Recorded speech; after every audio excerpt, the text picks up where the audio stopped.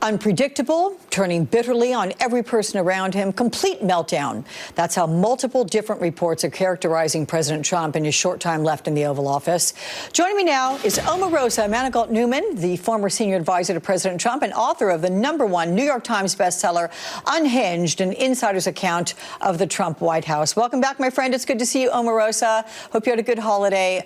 So according to an Axios report, Vice President Pence, Chief of Staff Mark Meadows, other top figures, they're now becoming targets of the president's outrage as Trump is lashing out and everyone is in the blast zone. You've been in the White House with this president. What can that look like?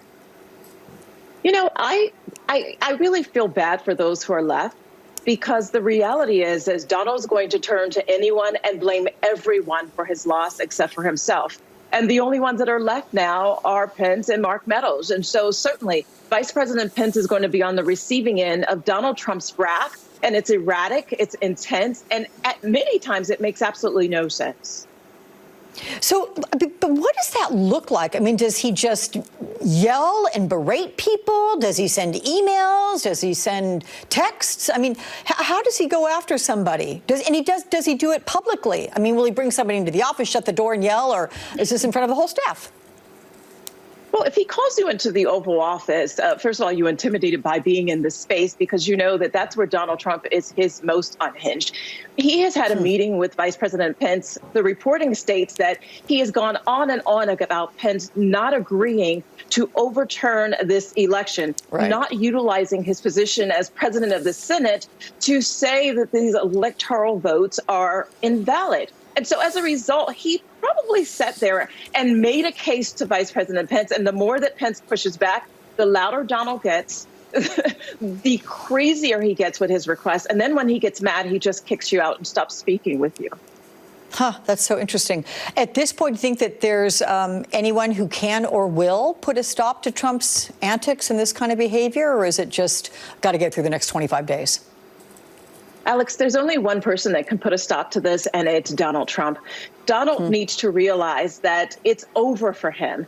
And this is the first time in his life where he's not been able to buy his way out of a situation, lie his way out of a situation, manipulate himself out of this situation.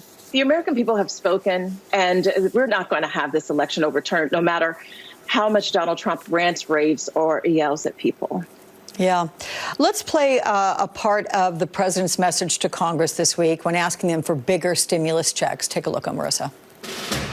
To send me a suitable bill, or else the next administration will have to deliver a COVID relief package, and maybe that administration will be me. That last phrase, maybe the next administration will be him, be me. What do you think is behind this persistent election denial, though? I know you said that he just doesn't want to believe it. He can't believe it. Does he really not believe it? Does he believe he did not lose? Or is this just some kind of an act that's gotten way out of hand? I think Donald Trump is going through a psychotic episode. I think that he has come to terms with this loss, but his arrogance, his ego will not allow him to accept that he is not going to be president come January. And so he's going to continue to say things over and over again. That particular clip that you showed reminded me of a scene out of The Apprentice. Maybe this is Apprentice congressional version where he thinks that he can produce a scene, produce a moment, and the outcome will be controlled by what he says. That really was what his attempt was by presenting this very well produced piece of video to make his case. But this is not The Apprentice. This is not a reality show. The American people need true leadership, not a reality TV host, which Donald Trump is reverting to. The president's calling on his supporters to rally in D.C. on that day that Congress is set to certify the election results, January 6th. What do you suspect he's going to do that day? Is he going to call for more rallies? What about January 20th? I mean, that's the day that Joe Biden gets sworn in. Do you think he announces a 2024 run for president that same day? Do you think he even shows up at Joe Biden's inauguration?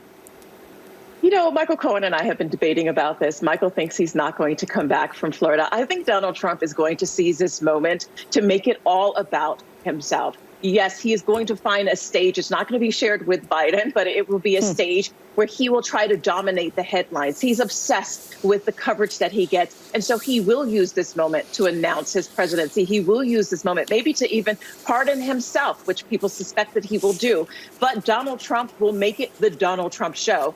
And instead of allowing President-elect Joe Biden to really savor in the moment. Yeah, I think you and Michael can be right. You talk about him perhaps being on a different platform. I know Michael's told me that he doesn't believe the president will come back to the inauguration because he doesn't want all the cameras trained on him as the loser of this election. Yeah. That's something he cannot abide. Omarosa, it's good to see you. Thank you so much. Continued success on the book, and Happy New Year, too. Thank you.